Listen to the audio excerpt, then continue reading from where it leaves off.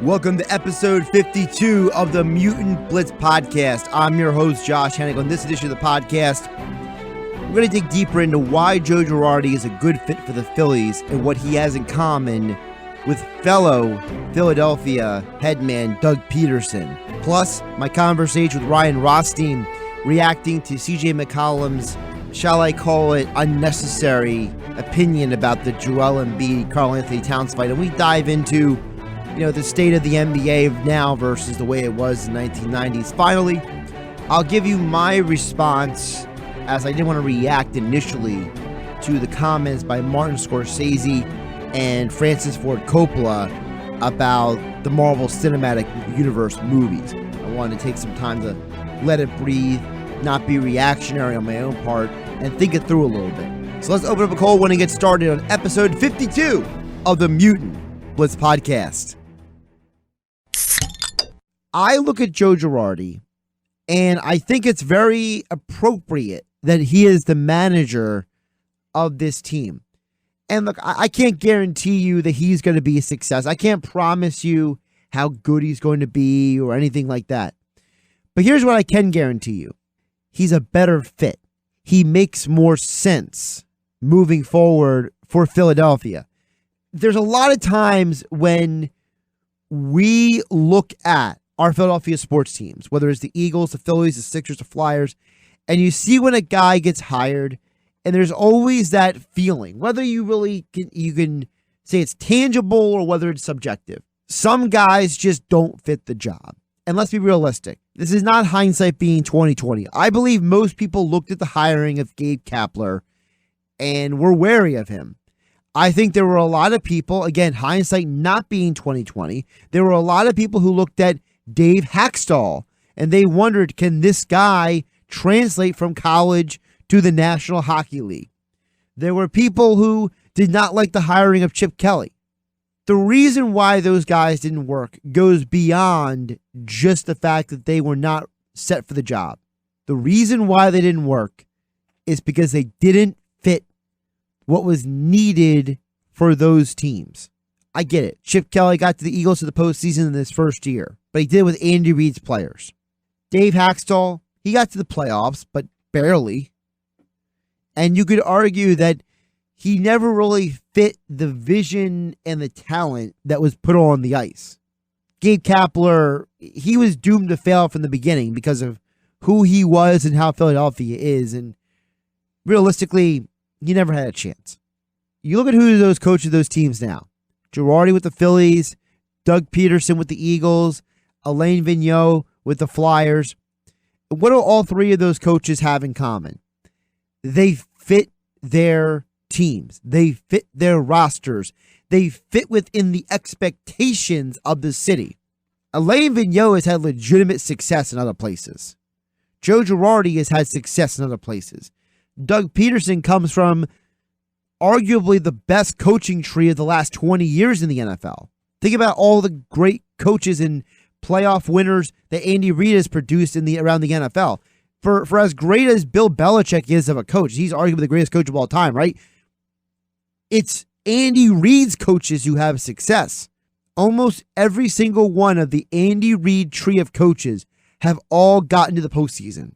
From Brad Childress to Doug Pederson to Matt Nagy, all of these guys have had success. The only guy who really didn't have success as a head coach at this point is Steve Spagnuolo. And let's be realistic, not everyone's going to be a great coach. Look at Sean McDermott. He's from the Andy Reid tree. Look at Ron Rivera. He's from the Andy Reid tree. These guys all have playoff success. All of these guys have shown you the ability to coach. So there was a pedigree that came with the hiring of Doug Pederson. I think a lot of times in sports, when it comes to not just the players, but to the people who are coaching the players as well, we get hung up on the flash and the fireworks and the, are you winning the press conference? None of that stuff matters when you hit the field. What matters is, can you relate to the players? Do you fit within the culture of that organization? Can you elevate your team? Can you help the players maximize who they are? That's really where the difference is. I could care less that Doug Pederson's a great public speaker. I remember his first year, we used to always talk about back in 2016, man, this guy can't get through a press conference. This guy is stumbling, he couldn't complete a sentence sometimes. But the guy can coach. The guy understands his players. The guy can relate to his players. He understands the job in front of him. And I think there is a great value in that. And I think that's what makes Joe Girardi's coming in here so important.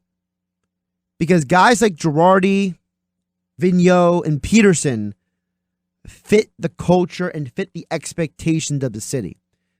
I think a lot of times we have these assumptions about coaches based on prerequisites that are archaic. Things like, how long have you been a manager? How long have you been a coach? How long did you play? What is your skill set? What is the trophy on your shelf? We take all of these prerequisites and they don't really matter. At the end of the day, winning and losing is way more important than something silly. And I mean that in seriousness, as silly as your experience. Look at Buck Showalter. I kept hearing his name brought up, and I wanted, it was like nails against a chalkboard for me. You know why?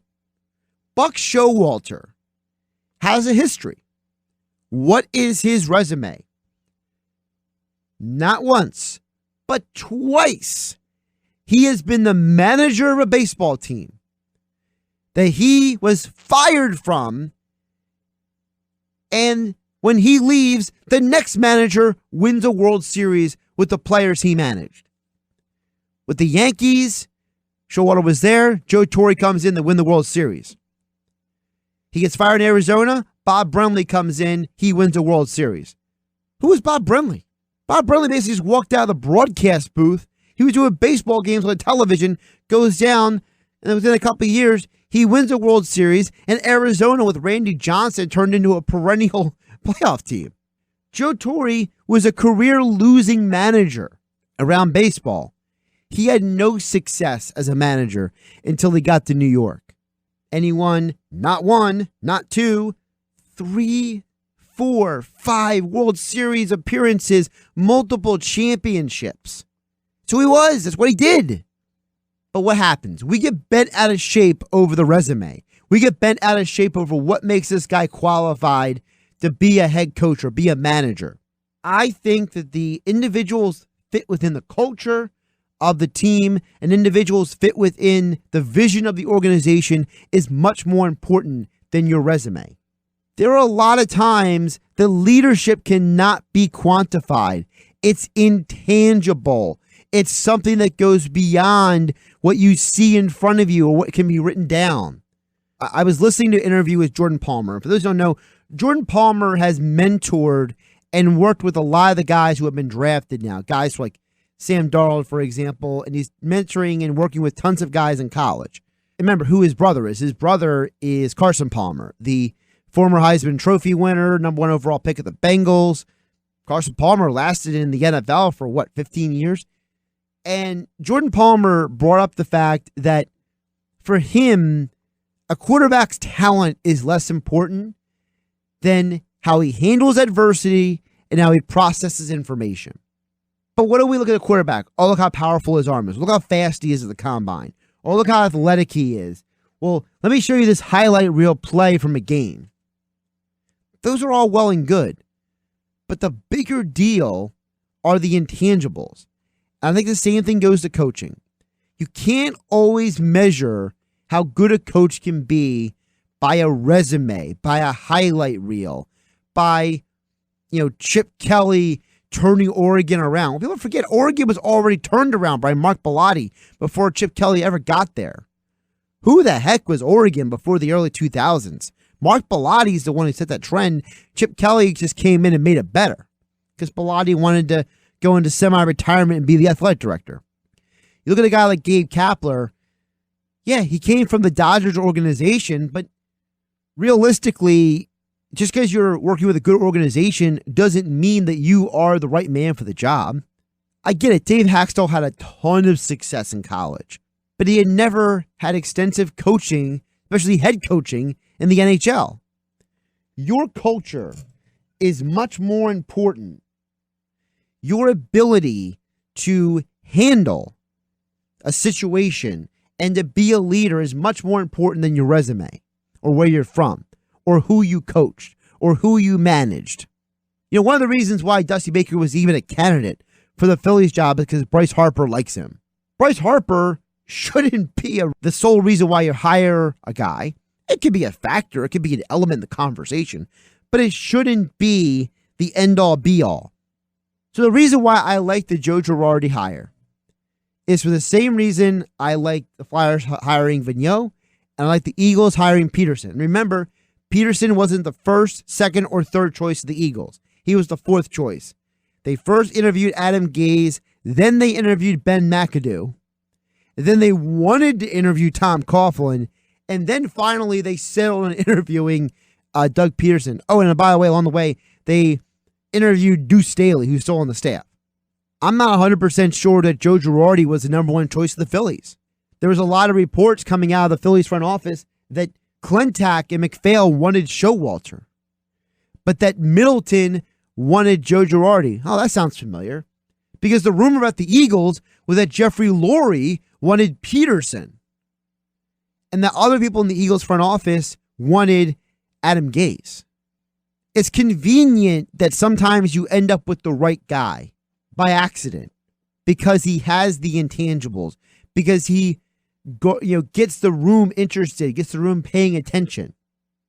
There is value in the intangibles. And I think that's a big deal when it comes to coaching. Your ability to communicate, your ability to be a leader, your ability to not overreact to silly things. I don't want to say stupid because I don't want to belittle, but the Orlando Skander situation, right, last week, that team did not look like a team that was in turmoil in Buffalo. They looked like a team that was ready for the moment, that was focused. I don't think that was an accident.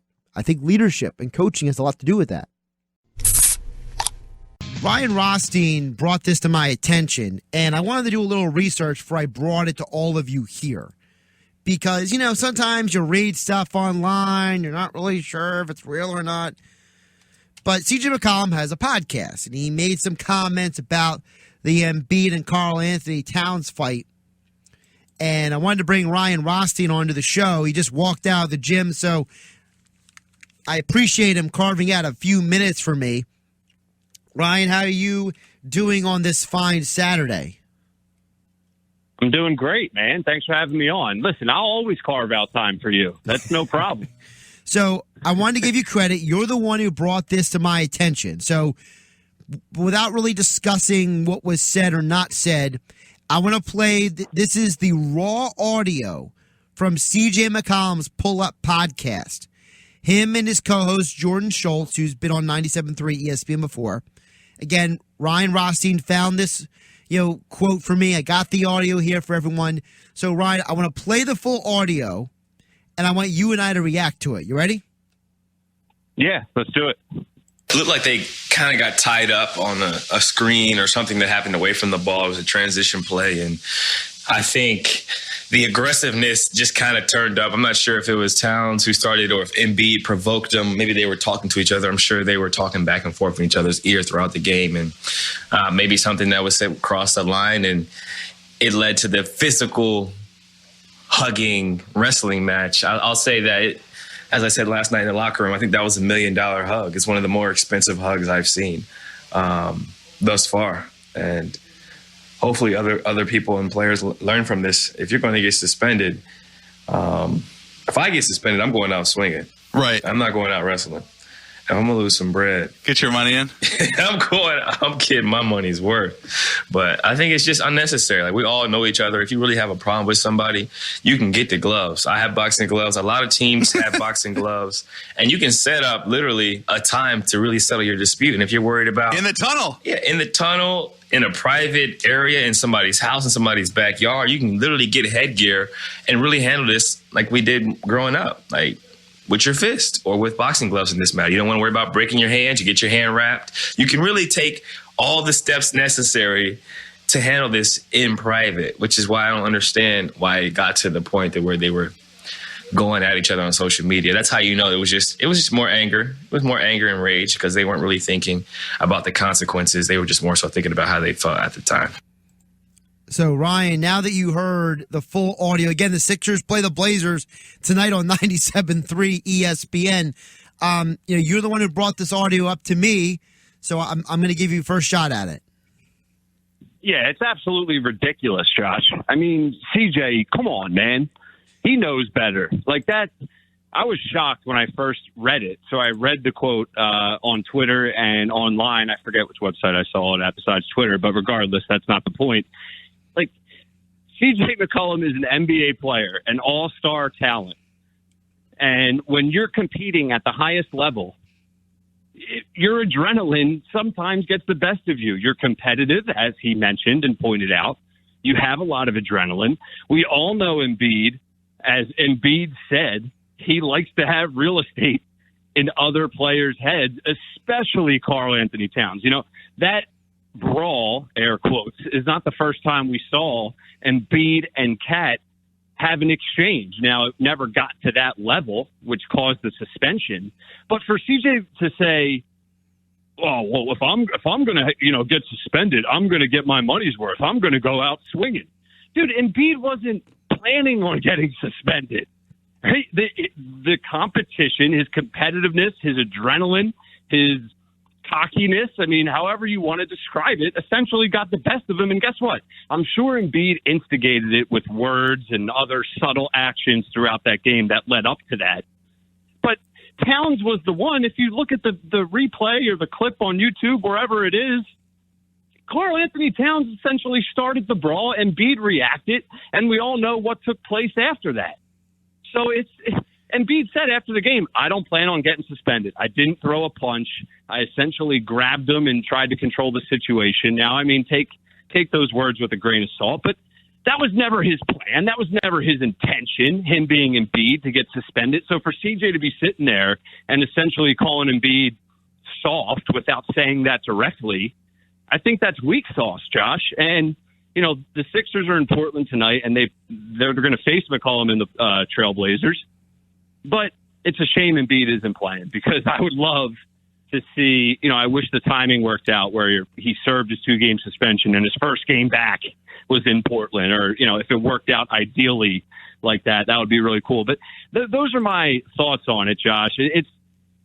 I'm disappointed in CJ. I think it's weak. Yeah. I think he's pointing down from his ivory tower, and I don't like it. And I can't wait until the Sixers actually play Portland with Embiid, but it sets up for a good one tonight. It adds, a little bit more to the pot for sure. I mean, what were your thoughts? Do you agree with me? Well, first of all, I will say this. I think CJ took the situation the wrong direction, like you said, because to me, what CJ said was basically making it into this, if guys got problems, they can hash it out somewhere else. And to me, Ryan, I don't think it was less about that than it was purely just Joel Embiid and Karl Anthony Towns were in the heat of the moment, just like KAT and Embiid said after the game. Look, Embiid's an instigator. We all know this. He says stuff. He does stuff. He likes to get in guys' heads. He said it numerous times, "I like to own real estate in guys' heads." That's not the same as two dudes having a beef and having to settle it. This isn't Chris Paul going down the backdoor tunnel to the other locker room to get it on with the other team. This is totally different. That was worse. That situation was worse. I mean, that was a fake tough guy act. Like, Let me go storm the opposing team's locker room door and don't do nothing afterwards. Yeah, Chris Paul getting into a fight with Rajon Rondo. Rondo's got more hood in his pinky finger than Chris Paul has in his whole life. But that's not the point. The point is about Embiid and KAT. I think that the perception of the situation doesn't match what really happened because, like you said, when you go back and watch it, first of all, let's remember the game. I went back and watched the game because we were all at, an event on Wednesday night. You had your basketball game, and then we had our event, Mike Gill and I. So I went back and watched the game all night long. What's Embiid doing? He's backing KAT down. He's banging with him in the post. He's being physical. Hard fouls, hard post hooks, working in the basket. And he was probably trash talking. That's Embiid's nature. He's getting under his skin. And, of course, KAT probably just had enough. And that's why he went nuts. And I mentioned this earlier on Billy Schweim's show, Ryan. I mentioned this earlier in the last hour. I think Embiid, there's something to be said for the fact that Embiid loves getting guys' heads. He's an agitator. He's more of a throwback than a modern player in some ways. And I think when Jimmy Butler got traded to the Sixers, I think Jimmy Butler had some dirt on KAT. He had dirt on Wiggins. He gave Embiid some fuel for the fire. And I think that Embiid is using that fuel. And I think that, for me, I'm okay with the Sixers being physical and, maybe Embiid gets suspended a game here or there. You can use that as your load management, for goodness sake. But I think at the end of the day, Ryan, what CJ said takes the whole issue to a whole unnecessary level. Yeah, it does. And honestly, this is going to not be the last time we hear an opposing player. Now, CJ McCollum he has a great podcast. It's one of the more popular podcasts, basketball podcasts, at least, period. And he definitely has a career in what we do whenever he's finished playing. And, he went to Lehigh. He actually played alongside someone that I played with in high school. So he's sort of like, we have a mutual friend. But it's just the Sixers are going to get this a lot with this team because they're bullies and they're 90s style basketball. And I love it. I love it. I love it too, man. And you couple it with your main star not being shy and not afraid to talk smack and not afraid to go a little bit too far with what he says, especially on social media. You're going to have players clapping back and just going out of their way to clap back. And I think this is a prime example of that. This is the start of it. And this is not going to go away. This is going to be any star who has a little bit of a ego and a swagger to them. They are going to not like what is going on Broad Street in South Philadelphia at the Wells Fargo Center because you have a bunch of dudes that are ready to bang you and brawl and do whatever it takes to get a W. And I think the Sixers and Embiid put the league on notice, put it that way.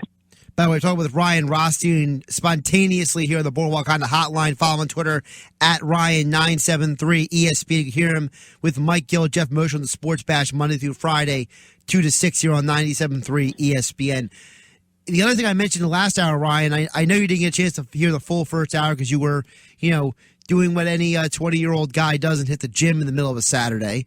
But the deal is that I was saying in the last hour because I replayed the Jay Williams clip from Get Up. Look, I love the 90s because to me the 90s were much more fundamental basketball than today's game. And everyone loves the Splash Brothers and Harden and all this stuff. But let's be realistic. The Warriors were among the league leaders in turnovers per game. The Warriors, unless Iguodala, Klay Thompson, and Draymond were all on the floor together, they didn't play that good defense all the time. They were not a great fundamental basketball team. Harden is a volume scorer. He's not very efficient. Today's brand of basketball, I think, has been adulterated by this running gun, fling it up to the basket type of basketball. And I think the Sixers are getting back to more fundamentals. You're seeing, part of it is because they can't make three-pointers right now, but it's also the factor of they're playing hard defense, they're driving to the basket, they're making teams earn their keep to stay on the court with them. And I think that is what's going to benefit the Sixers, the fact that they're saying, look, the entire league has become unfundamental. We're going to turn back the clock because when you go back to the 90s, Charles Barkley, Karl Malone, Akeem Olajuwon, those were the big guys. Jordan, Pippen, John Stockton, Gary Payton, all these guys were phenomenal players. And yeah, it was a different style of game. You can't do totally that in today's game. But I think the Sixers are saying, we're getting back to fundamentals. All of you can chuck threes all game long. But at the end of the day, like we saw last night with the Rockets game, which lost me money, by the way, the Nets let the Rockets shoot themselves out of that game. And the Sixers are saying, we're not going to be that team. Yeah, no, I agree. And I disagree with you slightly on the fundamentals. I mean, I'm not saying you're wrong. I guess I look at it a little bit differently, Josh. I mean, in the 90s, it was a completely different brand of basketball. And I think, from the average fan to someone that works in the industry like us, you were able to pick out the fundamental aspect of the game of basketball in the 90s, whereas as the game has evolved, and, we talk a lot about analytics in every sport, but especially baseball. And guess what? Analytics is at the forefront of a lot of the front offices in the NBA as well. And they feel with the game evolving and 7-footers being able to have a handle and take it outside and shoot threes, you spread the floor. I still think the fundamentals are there, but there's just a little bit different of an approach, and they're fine with getting quick shots and threes and layups, and that's it. The mid range, as we all know, has disappeared a little bit. But regardless, the Sixers, and you give Elton Brand credit. I mean, in Philadelphia, we love to bash every coach, every general manager. We always need to fire someone, but you got to give this 76ers front office a ton of credit, Josh, because Elton Brand has said, you know what? I see what we have in Ben Simmons. I see what we have in Embiid. Those are my two franchise cornerstone pieces moving forward. And instead of screaming at Ben Simmons to take threes and take jumpers, let's have a different approach in how we build this team. And he was able to bring in those necessary pieces to go along those two guys. And give him credit, man. Give him credit, because so far it's very early on in the season. We'll see how it goes as it gets later and, hopefully into the deep, postseason run. But this team is equipped to really cause some problems. And real quick, Josh, just to rewind it a little bit. Yeah. What were your thoughts on the actual suspension? What were your thoughts on the 2-game suspension that was, brought down upon Embiid? Because I get it. I think the perception of the fight and the guys running towards the other end and, just the dramatics of it, I think caused the league to say, you know what, this isn't a good look. We got to suspend these guys. So I wanted your thoughts on that. So I felt that this suspension was less about the actual fight, and it was more so about what happened after the fight. Post-game, at the media, on Twitter, on Instagram. I think the league was sending a bigger message to be like, look, guys, you got kicked out of the game. I felt the ejection was about the fight. I felt the suspension was about all the other stuff. Because to me, I think Adam Silver and the league understand that guys competitive in the moment, things happen. I mentioned Chris Paul. He's been suspended. Guys have been suspended for on-the-court incidents before, and they've done much worse things than what Embiid and KAT did the other night. To me, the suspension was more so about the other stuff, and I think the league is trying to send a message to be like, look, stuff happens on the court. Remember, they rescinded the flagrant 2 on Mike Scott. The league is not, trying to put the hammer down and just bash people for everything. I think the NBA is much more aware than the NFL is, for example. I think the NFL is just ridiculous in their punishment sometimes. But I think that Embiid, if he wouldn't have said all the stuff he said on Instagram and Twitter, and I think Karl Anthony Towns wouldn't have used the language that he used on Instagram and Twitter, I think that made it more incendiary to the NBA than the actual fight.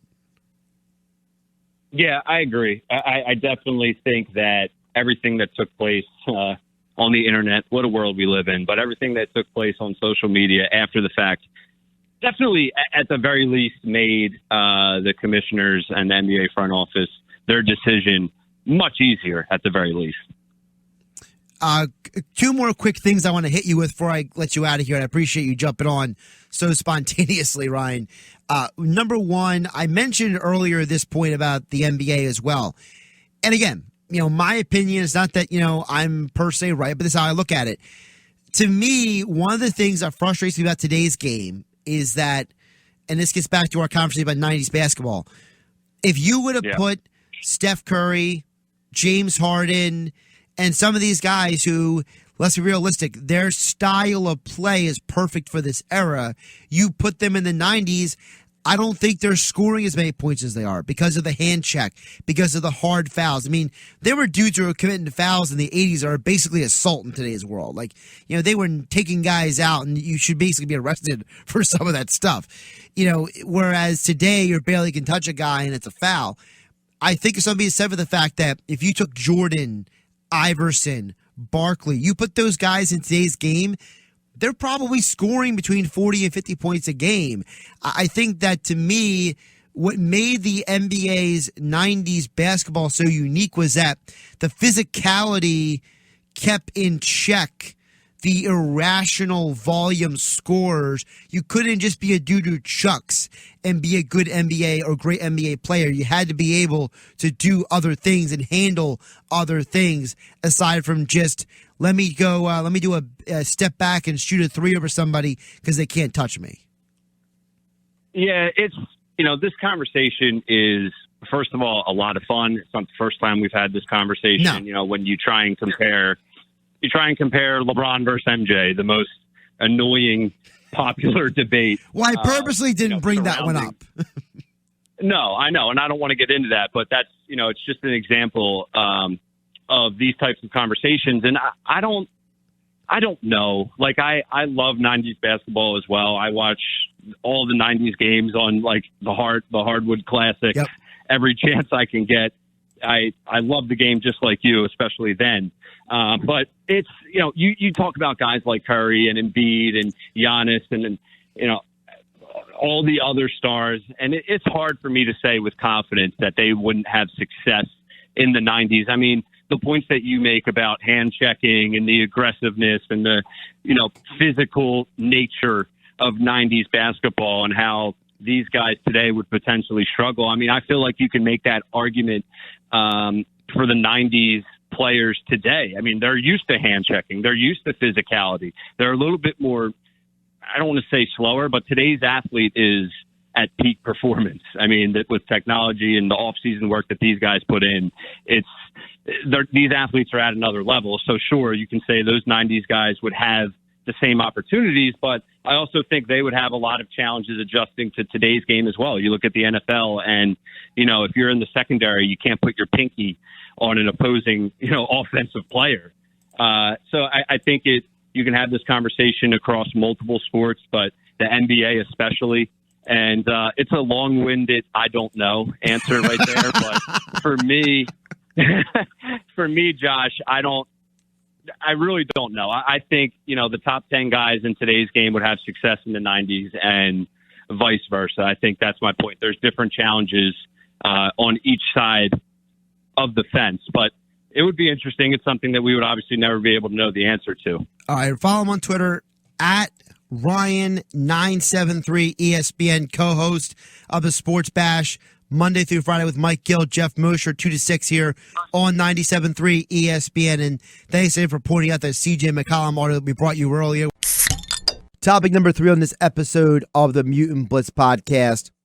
You may or may not have seen the comments by famous directors Martin Scorsese and Francis Ford Coppola, men who are behind some of the more famous big-time pictures of the last 50 years. And to summarize what they said, they believe that the Marvel Cinematic Universe movies are not real cinema. They believe that those movies do not fit within the criteria of what they call good movie making. And part of what was cited was the fact that they felt the characters were not well developed. They feel that the characters don't, identify with the audience. They felt that the audience doesn't, invest themselves into the characters the way they would into their own films.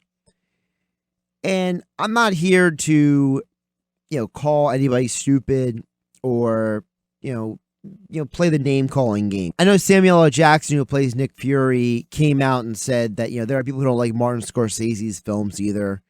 I know that Robert Downey Jr., basically sideswiped them and said, well, I thought cinema was anything that plays in a movie theater, kind of a tongue-in-cheek comment. So I know that the more veteran members of the MCU have had their say. But I want to take a couple minutes here. And I don't want to belabor this point. I want to take a few minutes to discuss why what Scorsese and Francis Ford Coppola are wrong. When you look at comic books and their characters, I know there's been a predisposed negative perspective on them for decades now.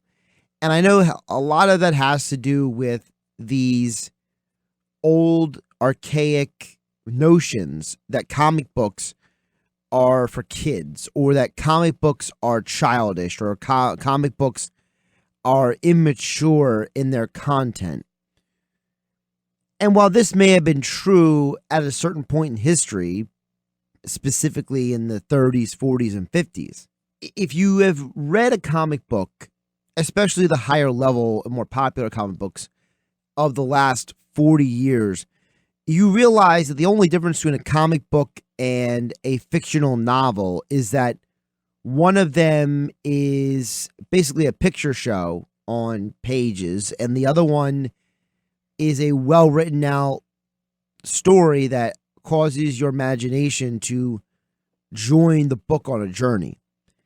That's really the only difference. You know, when you're reading a comic book like God Loves Man Kills, the famous X-Men comic, or you're reading Jonathan Hickman's Fantastic Four run, or if you're reading The Dark Knight Returns, Frank Miller's famous Batman series, you're finding that these are stories that have depth. These are stories that have significant character investigation, stories that ask serious questions, stories that engage you as a reader and engage your interest and your attention.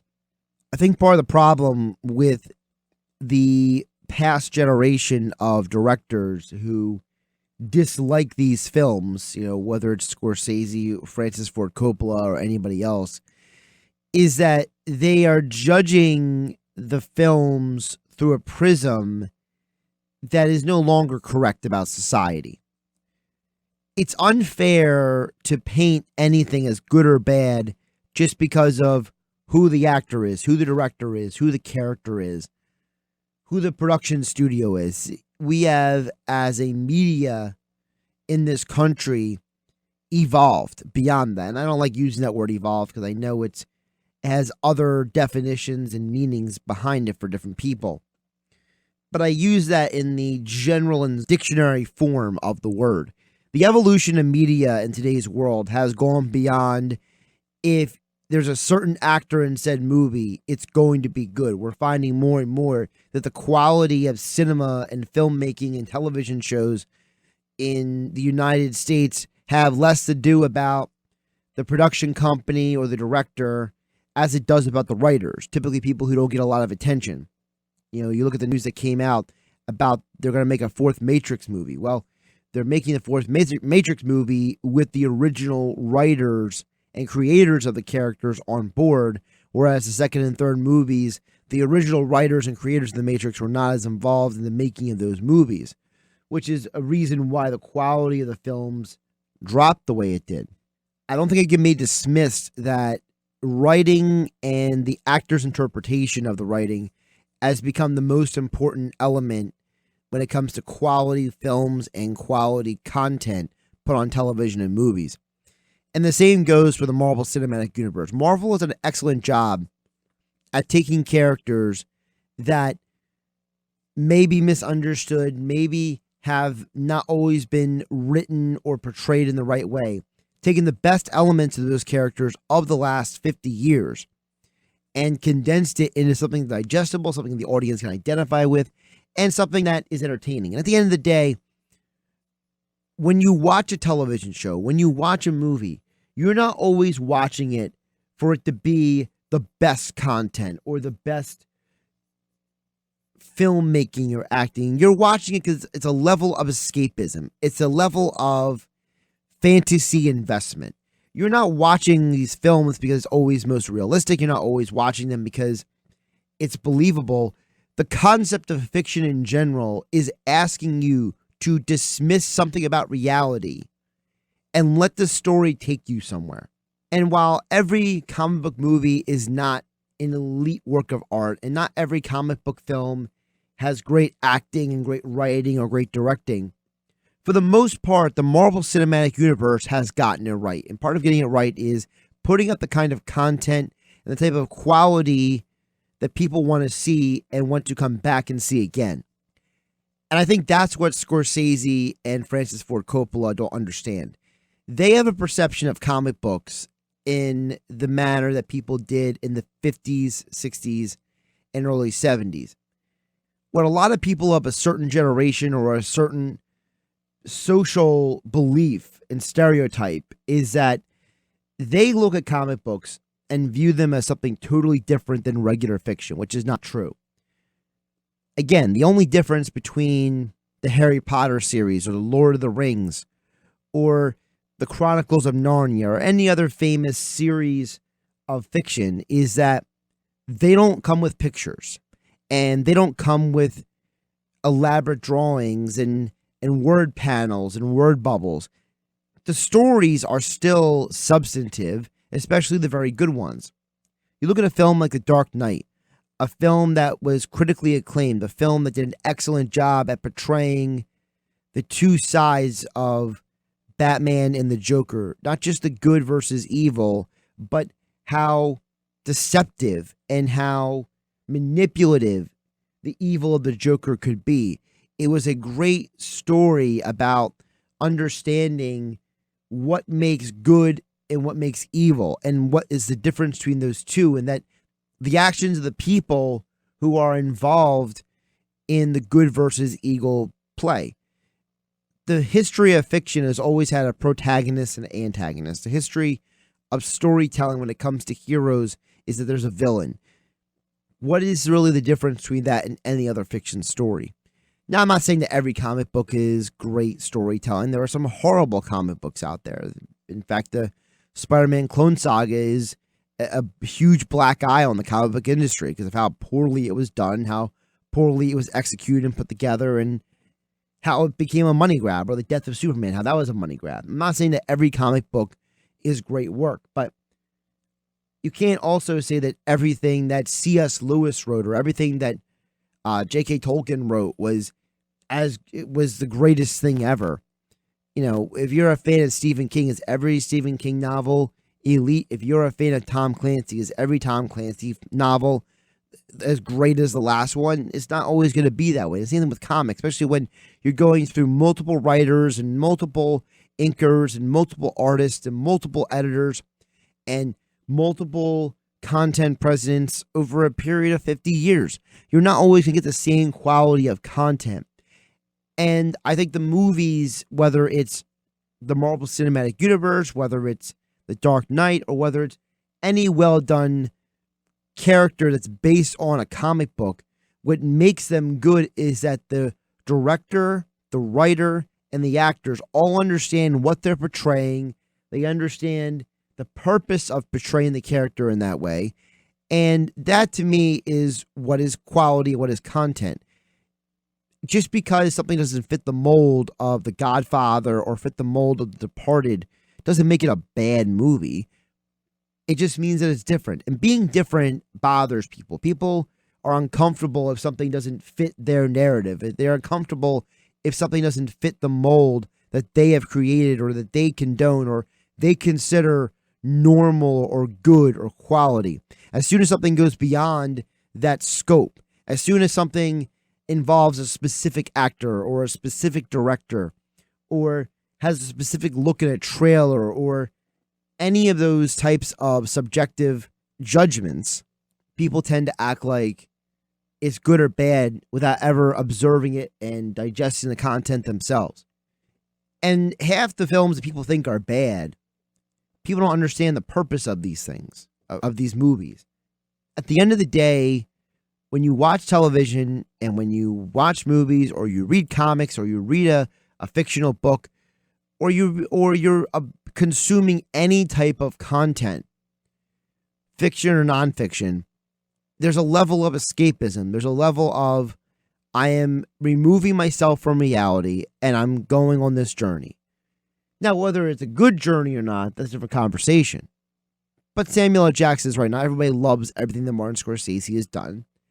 And I think that there's something to be said for the fact that just because two older gentlemen think that something is bad or poor quality, who are they to deem something good or bad?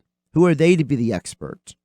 Just because you're good at creating something on your own doesn't mean that you're the right person to have criticism or critique something else in your similar medium.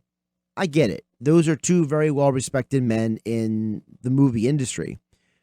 But if it wasn't for the actors and the writers of those films, are those films just great because of those directors? I'm serious when I say that. If Marlon Brando is not The Godfather, is The Godfather still great? If The Departed wasn't a star-studded cast, is that even a good movie? How many people can really dig deep into the storylines of those great former movies and say that they're great without the actors and the writers who are involved in it?